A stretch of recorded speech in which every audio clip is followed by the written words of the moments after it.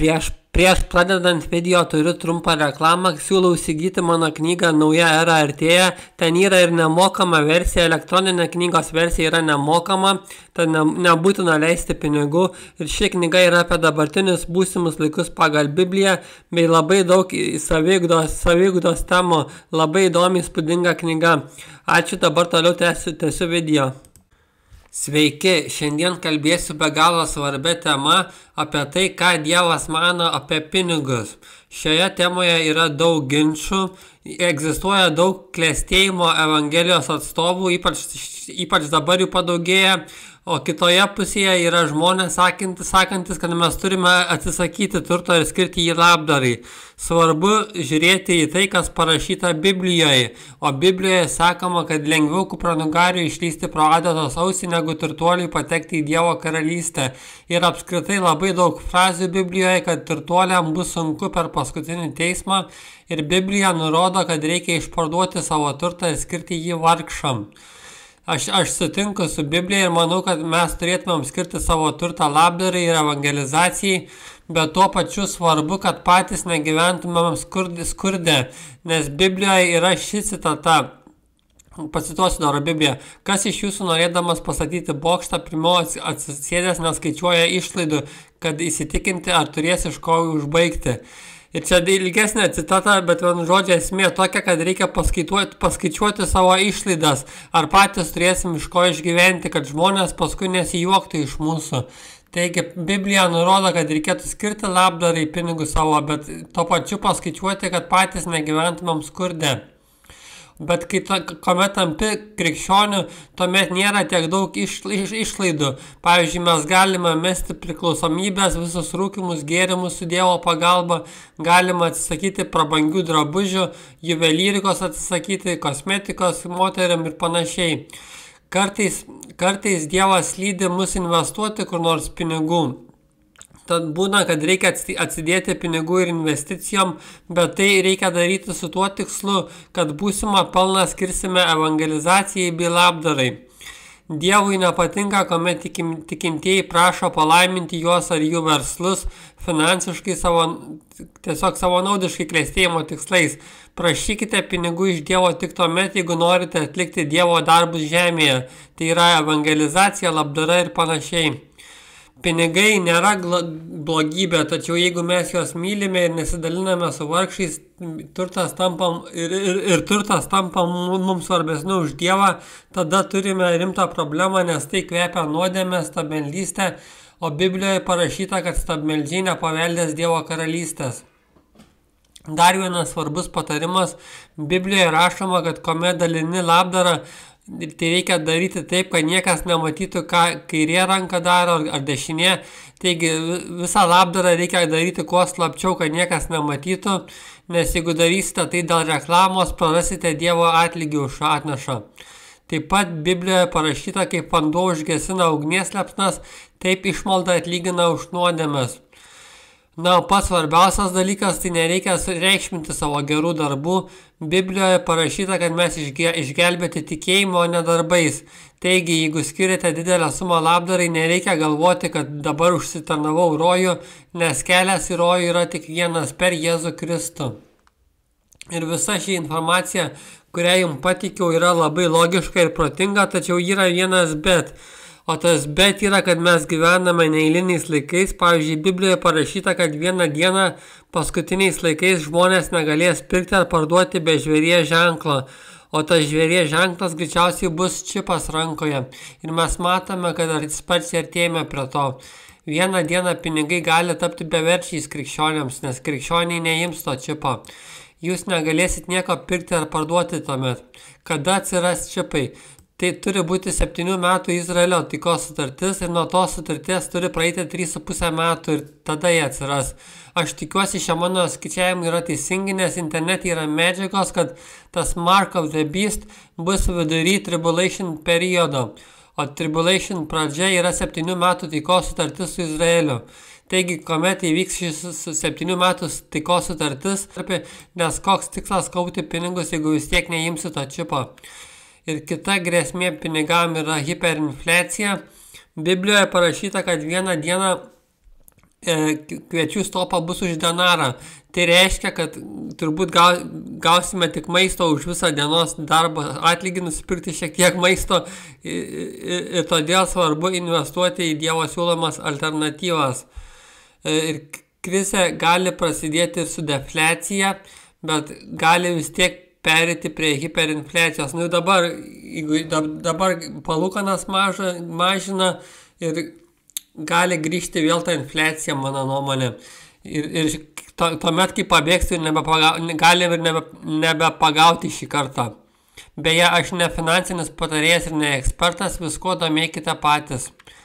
Ir baigiant šią temą, Jėzus neatėjo tam, kad pagerinti mūsų finansų, jis atėjo tam, kad mes gautumėm amžiną gyvenimą.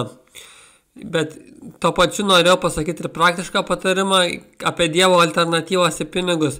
Tai mano nuomonė siūlyčiau investuoti į sidabrą arba auksą, ypač sidabrą, nes kuomet prasidės tos visos infliacijos, hiperinfliacijos, tuomet gali padėti jums šios investicijos.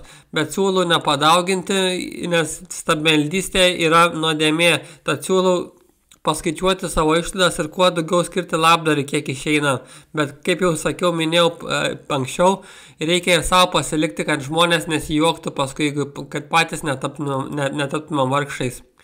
Ir dar rezumuojant, turiu šiek tiek minčių, neklausykite klestėjimo evangelijos skleidėjų, kurie kalba tik kaip Dievas gali jūs palaiminti pinigais, bet visiškai nekalba apie mūsų nuodėmes. Ir nepasitikėkite vien tik pinigais, reikia remtis Dievu, o ne tik pinigais. Pinigai nėra nuodėmė, bet meilė pinigam yra nuodėmė. Ir Dievas nori, kad mes būtumėm turtingi ne tik dėl savęs, bet ir dėl kitų.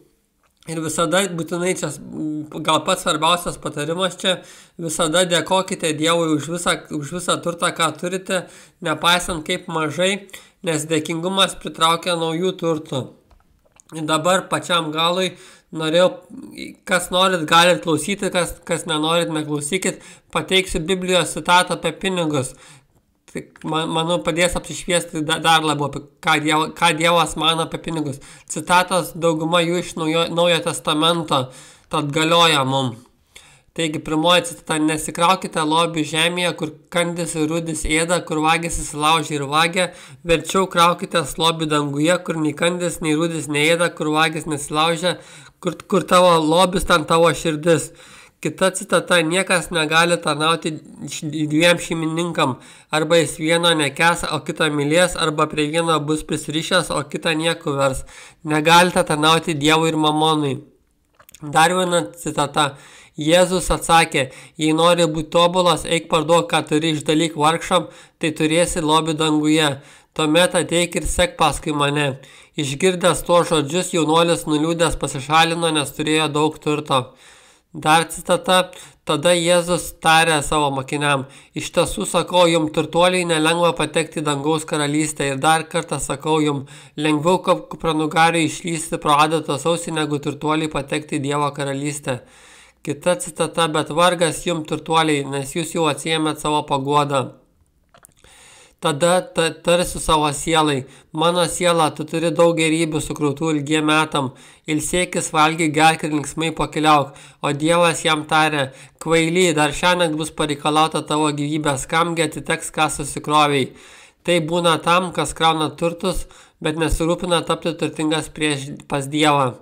Dar viena citata: verčiau ieškokite jo karalystės, o tai bus jums pridėta. Turėjo menį maistą, rūbus ir panašiai. Reikia ieškoti karalystės visų pirma.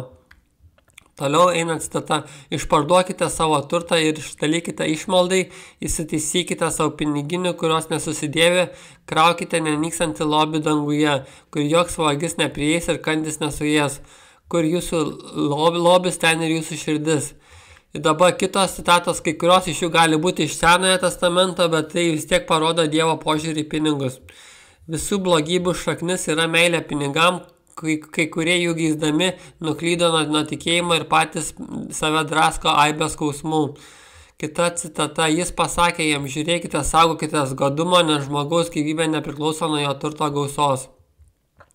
Šio amžiaus turtuoliam įsakyk, kad nesididžiuotų ir nesudėtų vilčių į netikrus turtus, bet į gyvąjį Dievą, kuris apšiai viską mums teikia mūsų džiaugsmai. Tegul turtuoliai daro gerą, turtėja gerais darbais, būna dosnus, dalyjasi su kitais. Taip jie pasidės gerus pamatus ateičiai, kad pasiektų amžinai tikrai gyvenimą. Taip pat citata yra: atsimink viešpatį savo Dievą, nes jis tau suteikia jėgų įgyti turtus. Toliau, o mano Dievas patenkins visas jūsų reikmes ir savo šlovės turtų Kristuje Jėzuje. Jeigu kas neaprūpina savųjų ir ypač savo namiškių, tas yra paneigęs tikėjimą ir blogesnis už netikinti. Dar citata: turtai nepadeda rūstybės dieną, o teisumas išgelbsti nuo mirties. Pagerbk viešpatį savo turtų ir primaisis viso derliaus vaisiais. Dar citata: ir aš jums rodydavau, kad šitaip triūsant reikia paremti silpnuosius ir atsiminti viešpaties Jėzaus pasakytus žodžius: labiau palaiminta duoti negu imti. Teisėjo truputis yra geriau už daugelio nedorėlių turtus, nes nedorėlių rankos bus laužytos, o teisiuosius palaiko viešpats. Kiekvienas tegul aukoja kaip širdį ir antarės, negalėdamas ar verčiamas, nes Dievas myli linksmą davėją. Ir pats paskutinis dalykas, kurį norėjau pasakyti, tai dar Biblijoje yra citata, ten Dievas sako, išbandykite mane ir žada palaiminti dešimtinės mokėtojus. Tad labai svarbu mokėti dešimtinę. Aš aišku pats turėčiau patobulėti, nes dažnai neskiriu pilnai, nes kartais išlaidų daug turiu, bet vienu žodžiu dešimtinės palaimintojai yra palaiminti ir Dievas netgi sako, išmėginkite mane. Bendrai kalbant, negalima mėginti Dievo, negalima sakyti, padaryk tokį stebuklą, jeigu esi ar panašiai, jeigu egzistuoja, bet kas liečia dešimtinės davimą, tai Dievas sako, išmėginkite mane ir žada dosniai palaiminti dešimtinės mokėtojus. Ačiū, kad klausėt, prašau, palaikinkit, subscribinkit, dėkui, iki.